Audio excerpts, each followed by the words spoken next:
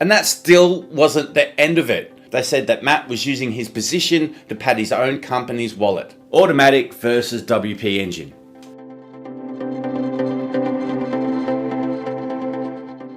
So today we're diving into the WordPress drama that's unfolding and how it could shape the future of open source platforms like Drupal. Over time, the lines between community control and corporate control have started to blur. I've been doing a lot of research on this recently, and trust me, it's a big deal in the content management systems or CMS world. I've been a Drupal developer for years, and so my focus has always been on what's happening in the Drupal community. So I figured this would be a great opportunity to break things down for anybody else that might be in the same boat.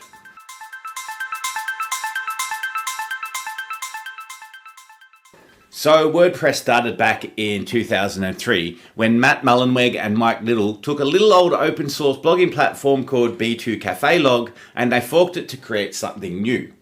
Their goal was to build a platform that was open source and community driven. That sounds a lot like Drupal, huh? Now, over the years, WordPress went from being a simple little blogging tool to becoming one of the most powerful content management systems out there. It's now running over 40% of the entire internet. Now, that's huge. But as WordPress grew, so did the way that it was managed. So in 2005, Matt started a company called Automattic, which was where things start to get interesting. Automattic offers services around WordPress, like Wordpress.com, which is a paid hosted version of WordPress. With Wordpress.com, you don't have to worry about setting up hosting or managing your site's infrastructure. Automattic takes care of everything for you. It's easy. Now this is where things get complicated because in 2010, Matt set up the WordPress Foundation to protect the WordPress trademark. He also wanted to ensure that the platform stayed open source. Automattic transferred the WordPress and WordCamp trademarks to the foundation. However, Automattic still holds significant influence over WordPress development. Then there's the WordPress Community Support PBC. That's the for-profit subsidiary managing WordCamp events. This company plays a key financial role. All of this raises questions about how the lines between community control and corporate control are being managed. So as Automattic grew, it acquired key services like WooCommerce, an e-commerce plugin, and Jetpack. So it's becoming increasingly central to the WordPress ecosystem. Automattic does contribute heavily to the development of WordPress.org, but this has led to a consolidation of power and Automattic employees make up many of the core committers. This has resulted in a company having a significant influence over the platform's development and the infrastructure decisions. This has caused tension in the WordPress community because over time the lines between community control and corporate control have started to blur. A lot of the people in the community are asking, who's really in charge here? That question is at the heart of a lot of the issues that WordPress is facing today, especially as we see conflicts with companies like WP Engine, which we'll get into in a bit. But for now, if you weren't too familiar with how WordPress is run or how its governance works, there you go. It's a mix of open source ideals, but with Automattic holding a lot of the power, which is something we do see, but not as much or in the same way in the Drupal world.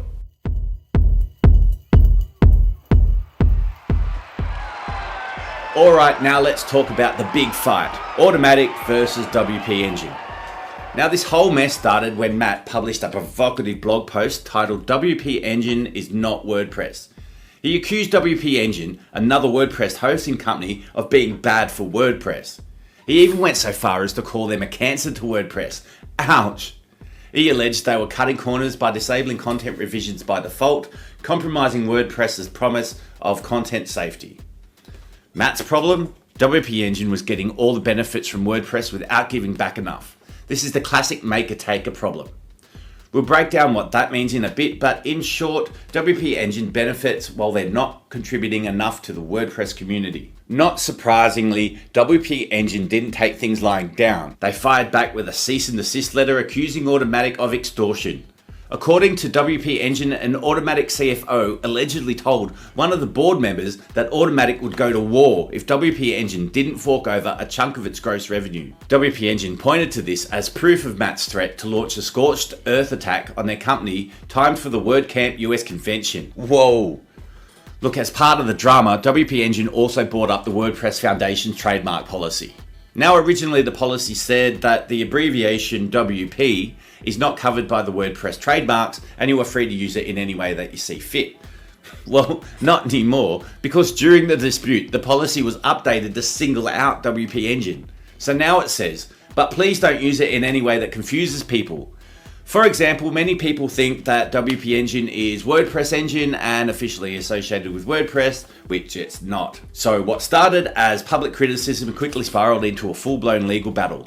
It also appears to have become a personal conflict between WP Engine and Automattic. The next day, Automattic hit back with their own cease and desist, accusing WP Engine of trademark infringement.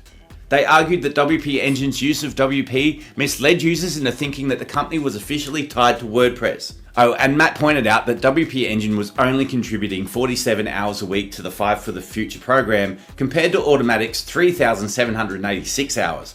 Talk about calling them out. Now what's wild here is that this cease and desist didn't even come from the WordPress Foundation, which is supposed to own the trademark. Nope, it was Automattic pulling the strings. This just added to the growing confusion over who's really in control of WordPress's governance. If you thought things couldn't get any messier, think again. Because soon after, WP Engine found themselves blocked from accessing critical WordPress.org resources. We're talking plugin updates, security patches, the works. That's a massive blow to WP Engine and their clients. And that still wasn't the end of it.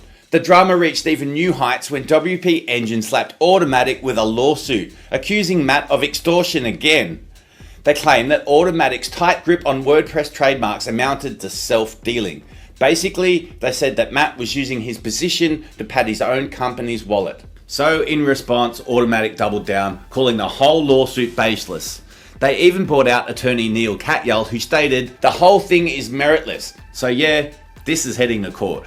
But did you think we were done? It gets even more complicated. Around about the same time, WordPress.org added a new checkbox asking users to confirm that they were not affiliated with WP Engine before they could access certain resources. This threw people for a loop. Some didn't even know what counted as affiliation, and members of the WordPress accessibility team ended up getting locked out of resources because of this.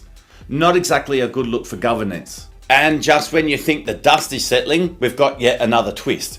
The Advanced Custom Fields plugin, which WP Engine had acquired, was forcefully forked by WordPress.org into something called Secure Custom Fields. The reason given was security concerns, but a lot of people in the WordPress community weren't buying that. The timing was suspicious, and many saw this as a hostile takeover. Now, to make things worse, Secure Custom Fields commandeered the Advanced Custom Fields URL, ratings, and review history.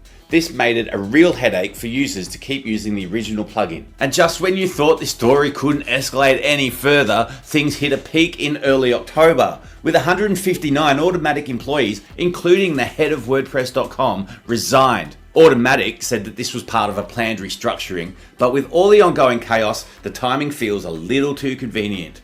It's also important to note that Acquia, the company closely tied to Drupal, had its own round of layoffs just a few weeks earlier in September. Now, while Acquia's challenges were mainly related to internal restructuring, this shows that workforce changes are affecting the entire open source CMS landscape, not just WordPress. Yet, with lawsuits flying, legal threats everywhere, and behind the scenes battles getting ugly, the WordPress community is left wondering, is this open source platform being swallowed up by corporate interests? And what does this mean for the future of WordPress?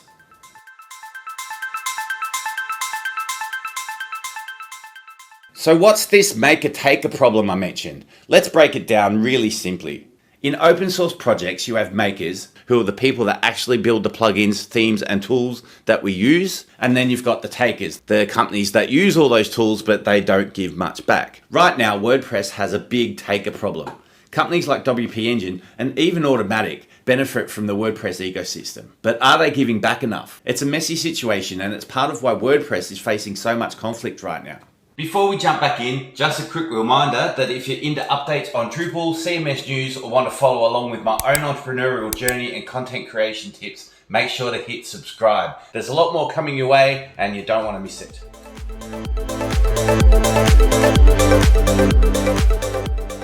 So while WordPress is wrestling with corporate control and governance issues, Drupal offers a completely different story. With Drupal, you've got a community-driven contribution model. You also have a governance structure that's open and decentralized. That's what makes Drupal so much more resilient to the kinds of problems that WordPress is facing, like the whole WP Engine mess. Here's how it breaks down. In WordPress, Automattic has a lot of influence over core development. Many of the key decision makers, called core committers, work for Automattic. Now, this raises concerns about how much of WordPress is community driven versus controlled by one company. However, WordPress does involve external contributors in leadership roles. For example, core team representatives and release leads are often chosen from outside companies. Now, this means other agencies and groups can shape the project's direction, but Matt Mullenweg and the core team still hold most of the power. On the other hand, Drupal's governance is more decentralized. Contributors from different areas like agencies, non-profits, and universities help make decisions. This makes it harder for one company to take over. Even though Acquia was founded by Dries Buytaert, it doesn't control Drupal like Automattic controls WordPress. In Drupal, the community has a bigger voice and more control.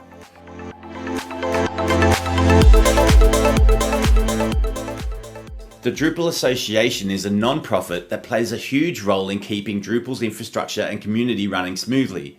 Now, unlike WordPress.org, which is heavily influenced by Automattic, the Drupal Association makes sure that the platform stays in community hands. Now, you might be asking yourself how the Drupal Association manages that. Well, it's funded by community contributions, sponsorships, and donations from organizations that use Drupal. Now, this allows for a transparent governance, free from any one company's control. Plus, the association takes care of the vital parts of the platform, like Drupal CI testing framework, Git repositories, and issue queues, all the stuff that keeps Drupal improving and growing. A key aspect of this is the board of directors. It's not just a closed group, it includes both appointed and, more importantly, community elected members, so there's always diverse representation.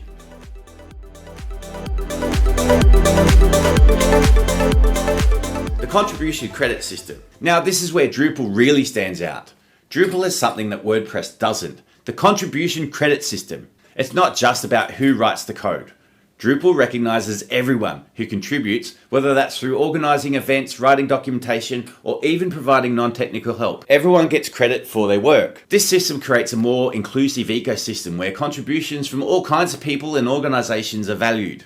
It's a huge reason why the Drupal community is so strong, because everyone's efforts are recognized and rewarded. Now, in contrast, WordPress, with its freemium plugins and its premium services, tends to be more focused on commercialization. Meanwhile, the Drupal ecosystem remains largely community-driven.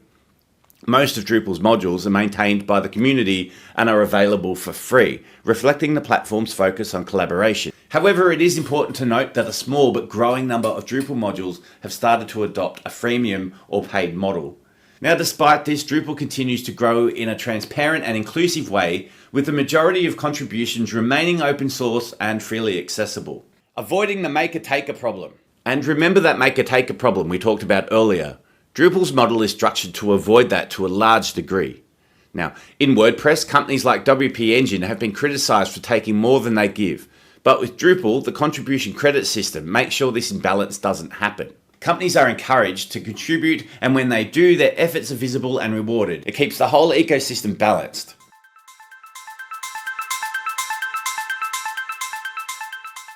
Why Drupal's model works. At the end of the day, Drupal's decentralized governance and transparent contribution model are what make it such a strong platform. While WordPress is struggling with conflicts between corporate control and community interests, Drupal is thriving through a model built on collaboration, innovation, and a real commitment to community involvement. That's the kind of future-proof model that makes Drupal resilient no matter what challenges come its way. With WordPress's growing problems, enterprise clients are starting to ask themselves, can we really trust this platform when a single company, Automattic, has so much power it's risky? But with Drupal, there's stability.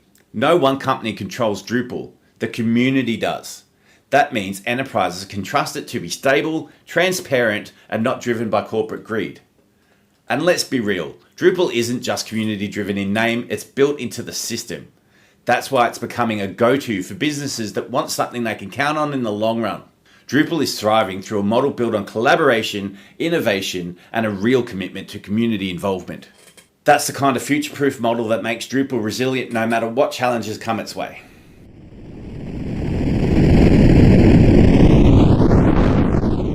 Now let's shift gears a little and talk about the future of Drupal, because while WordPress is caught in its drama, Drupal is looking ahead with something big, the Starshot Initiative. What's the Starshot Initiative? Well, simply put, it's Drupal's way of making Drupal CMS more powerful, easier to use, and ready to go right out of the box. This is a game changer, especially with features like the upcoming Experience Builder.